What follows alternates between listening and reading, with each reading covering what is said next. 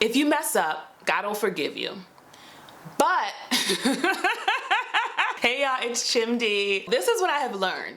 I should make the videos first and then I should poll y'all and ask which video you want to see first, because I asked y'all, I was like, okay, got 2 video ideas. One about getting a man, a husband to be specific, and 2 about my spiritual journey. Which one should I make first? And at first, the one about getting a man was winning and I was like, all right, I see. And then real quick, it was like, no, tell us about your journey from being a godless heathen to being a child of God. And I hadn't recorded any of the videos yet. I'm recording it now. And then it was stressing me out. I was like, what am I gonna say in these videos? I actually had the most fun weekend.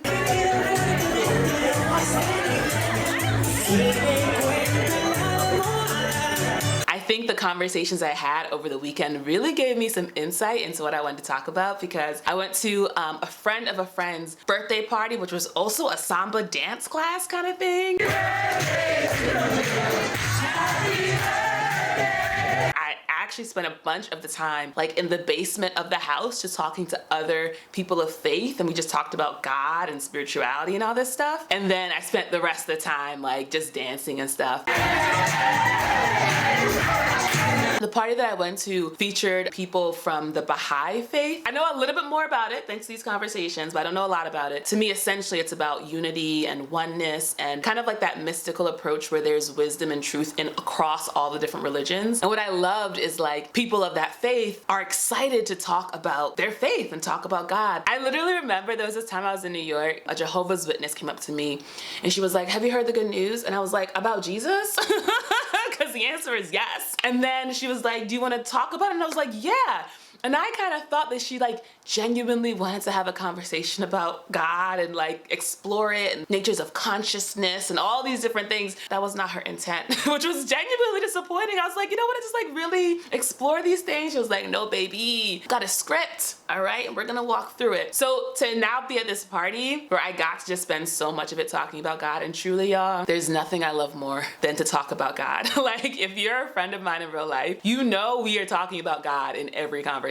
I love God so much. Those conversations really gave me a lot of insight because I found myself talking about some of the key moments in my spiritual journey and how it got me to where I am now. So I think I want to cover some of those key moments. I don't think I'm going to go year by year.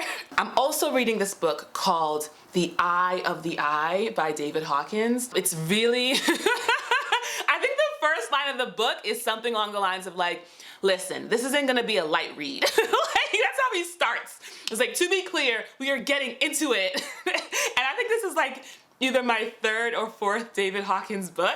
So I was very much like, I know David. So not even done the book. I think I'm like 75% of the way through. Truly loving it. And he defines spirituality in terms of the levels of consciousness. So spirituality is actually about exploration of consciousness and awareness and the different, elements and aspects of it and all that stuff. As he was describing these different levels of consciousness, so he's like created a whole map of consciousness. It goes from 1 to or 0 to like 1,000. Under 200, you get like fear and shame and guilt and anger and all these sort of like low density emotions. And then you get higher and higher. 200 is when you hit courage, and then you start living in integrity, and it goes up and up and up until unconditional love. And then you get like the 1,000 level marks, and 1,000 is where like Jesus was and all those people and all the like great avatars of history. And what I really like about his approach is that, and it's true, like it takes a particular kind of person to care about consciousness and spirituality, and to be like reading these books and to be doing these practices and sign up for these programs, and to even have it be a priority such that you rearrange your life. And that's something good old Thomas Hebel talks about in terms of meditation, because as a part of the 2-year program I'm in, we are asked to meditate for an hour every day. To give an hour of your day to this practice means that an hour that was previously spent doing something else now has to be shifted, right? Different people have different priorities in their own life. And what he talks about, David Hawkins, is like to already be at the point where you're reading this book means you're on the path of enlightenment. Because if you're a spiritual person, once you learn about enlightenment, you won't settle for anything less. I feel really grateful, and I was talking to a friend about this, and she was like, it's so beautiful that you get to spend, like you really do spend your time time digging into this stuff. And I'm like, yeah, it's a blessing. Like, it's a blessing that I have the time to read. I don't know how long the book is, but to like spend hours and hours reading this book, to even live a life where I get to make YouTube videos and explore these topics on camera, to have people who are like curious and interested and we get to discuss, to get to be in a program with other people who are on the same wavelength and we get to have conversations. It's very, very, very, very beautiful, and I feel very grateful and I'm very blessed. So let's talk about the beginning, all right? Growing up, when I think about my faith, so I was raised Roman Catholic, and I remember as a kid, and I think this is the case for any kid, right? I think it's the nature of being alive. You're curious, you have questions, you want to make sense of things. It's a mystery being alive, right? This is magical, this is wild. It's like, what is this? What is going on? And what I think religion does is say, let me explain. This is what's going on. And believe it or don't, but if you believe it, then you get to have the benefits that come with believing it. And if you don't, you get the repercussions of not believing it, right? And there's varying levels of the benefits and the repercussions, right? And so when I was learning about Catholicism, there were things that just did not make sense to me. That's all I can say. I was like, I don't know, things are not adding up. You know, things are not adding up, especially when I considered the idea and the nature of God, which is an all-loving, all-powerful, all-seeing God. That was the God I was taught about. To have a God who was all of these things, but then still had elements that really just didn't make sense was so confusing. So I remember learning about mortal sin, and the way my teacher taught it was, if you mess up, God will forgive you. But you can make some mistakes where even God is like, nah, I don't f with you no more. And I was like, wait, God doesn't love unconditionally? There are in fact conditions to God's love. And if you make certain mistakes, God will cut you off. Like, that blew me away. And I was like, that can't be right. And I think with any kind of belief system or any kind of doctrine, it needs to have internal logic. It needs to be consistent. And whenever there's a single crack in the logic, the whole thing falls apart. So from a very young age, there were these things where I was like, that can't be true. Now, as an adult in my spiritual journey, where I learn more about essentially your will and your desire to have a relationship with God, and there's things you do that make it harder for you to connect to God, not the other way around. God is like the sun, shine on everybody, listen. So it's really more about, do you have the will? And if you're doing certain kind of behaviors and actions, you're making it harder for yourself to then turn back around and get right with God's love. That makes more sense. And I think that's the tricky thing with spirituality and faith too. And it's one of the things that David Hawkins really emphasizes. There are a lot of things where we can't discern what's true and what's false. And I think, our news media shows that. When it comes to spirituality, it's even more difficult because it's such a subjective experience, your own relationship to God and these things. So someone could have a completely different experience of God, and then you're looking to them to teach you about an experience that for you is wildly different. We're putting our faith and our trust in these people who may or may not be connected to God in the way we're connected. A big thing he talks about is like this muscle test, where literally you can like be holding a piece of paper with like a dictator in an envelope or something. Literally your muscles will go weak holding that paper, because like there's a consciousness that like measures everything. It's deep in.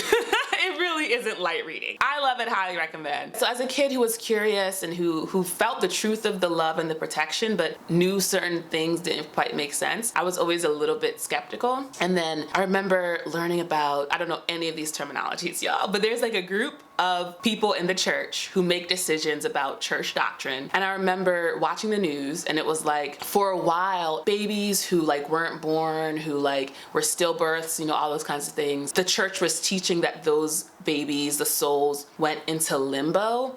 And now they decided to like change it, and now it was something else. So something like, it was some news story like that. And I remember watching that being like, so y'all just got together in a room and decided that the truth was different? And that's when I was like, oh, okay.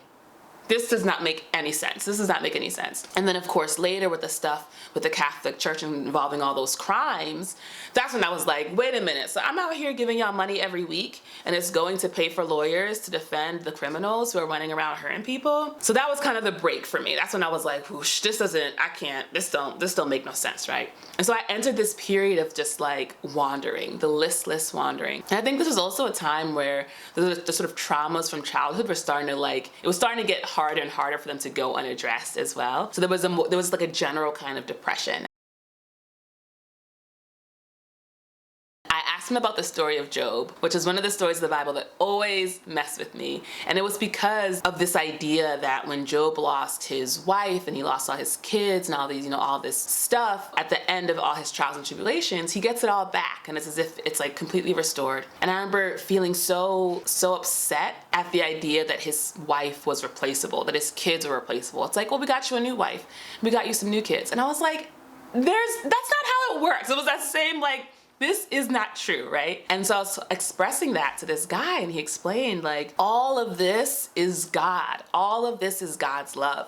The form may shift and may change, but at the essence, it's all God's love. That's how you can have a new wife and new kids and feel as if it's a restoration. And that really brought me back, because that felt really true. It was like, yeah, it is all just God's love. So that's what got me back on the path towards God. I really wanted to have a community of people to talk about God with and to grow with and learn with.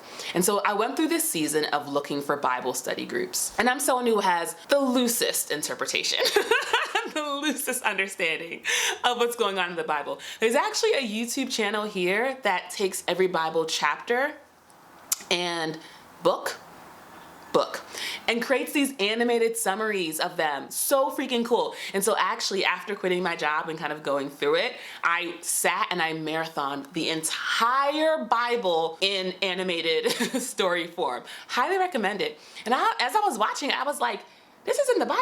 Like, I was like, oh, this is some wild stuff. But yes, I was looking for a community. I was like, let me find people who love God and who can help me on my journey and on my path. And it was the same challenge where I would keep meeting people and keep running into the situation of the Spirit of God, which to me is unconditional love, jutting up against the institutions and the history and man stuff, like the stuff people inserted into the text to actually reinforce slavery and like all these wild things, right? It was honestly disappointing because I assumed that, like I thought people could see through that, and we would be walking the path of seeing through that together, and to realize they were like, no, like being gay is wrong.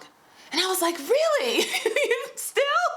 2022, still? And they were like, yeah, girl. And I was like, oh, like it was so difficult. I think what's been really helpful for me now has been releasing all of the ideas that we put upon Jesus Christ and getting to like that essentialness. And I was chatting to A.O. Hamer about this in the poll comments. She was thinking about making a similar video on this topic, and she was thinking she was actually going to go in the other direction in terms of, going from a more like rigid Christian background to a more like expansive understanding. And I was like, girl, trust me, we're going to end up probably in the same place, because I think when I think of Christianity, it's not about the religion, it's about following Jesus and following what I believe to be the heart of Jesus, which is all about love. It's literally all about love. It's all about respecting ourselves and others. It's all about letting people go on their journey. And I feel like everything that I'm reading and sitting with is all about allowing people to be where they are, allowing myself to be where I am, and giving myself so much love and compassion, and really understanding that everything we have, every moment of our existence is here and given to us by the grace of God. And to not get it twisted, and to really stay humble about what you think you know, what you think you understand, because the grace of God is what's revealing truth to you. And I think I spent a lot of time, and even thinking about this video, I was like, what's the point of me making this video when everyone's on their own path? They're gonna come to their own understanding in the time that's right for them. Wherever they're destined to go is where they're gonna go. And the same is for me. So I was like, what's even the point of making this? And I was like, yeah, girl, just do it if you want to. Like, just do it if it's fun, if you enjoy it, if you feel called to do it. But God isn't out here needing anything from me or anyone. God's got it all. God's not like, that's like one of the markers that I know. And like when I listen to someone who's talking about God, I listen to see like, do they think God is lack? Do they think, well, God needs me too? And as soon as they express something along those lines, and I feel like I've expressed it as well, but as soon as they're coming from this place of like anthropomorphizing God, like making God as a person, like who needs something from us, that kind of energy, that's when I can kind of sit back and be like, okay, we're taking different approaches right now. And not that mine is right and theirs is wrong, but that I have a different understanding, I have a different positionality, and I'm humble and I'm open to hearing if there's something in their understanding that can further enrich mine. And that's something I really appreciate about David Hawkins, as he talks about a lot of our suffering just comes from positionalities. Like, we have a point of view, which we can't escape, because to be alive is a subjective experience, and we only just know what we see and hear and taste and touch. Like, it's just these inputs, and we just like make sense of all of the things, you know? I honestly cannot explain David Hawkins, because his writing is at a higher level of consciousness than I am at. So when I read his stuff, I'm like, whoa, like it's a lot. So I'm not at the point of like having it embodied where I can just like recite it back to you, because truly, like, I'm still making sense of it in my own mind. But the gist is that you should just stay humble, because you don't really know anything unless you know it. And when you really know it, you don't need to explain it, because it's evident. It's self-evident to me. That's the point of the spiritual journey, in my understanding, is to get to the point where knowing God is self-evident, and you don't have to be out here explaining it. You're just fully connected. You're living in it all the way. Your will is God's will. There's no difference between the two, and you just have this eternal peace. So that's where I'm in my journey. And let me know in the comments, was this helpful? I feel like this was a lot of me rambling and talking, but I mean, what else are we doing here? This is YouTube. What else are we doing? Thank you, Patreon people. I appreciate your support. Let me know in the comments, where are you in your spiritual journey? Do you believe in Jesus Christ? You got something else going on? Are you in a particular religion? Does all of it make sense to you? That's what I always wonder with people who are like very ardent, is like, how much of what you're saying makes sense to you? And are you aware of how much of it is rooted in fear? Like a fear of being punished by a God who doesn't love you and is actually really angry and is waiting for you to make a mistake so you can be smited. Like, how much of that is playing a role in your journey?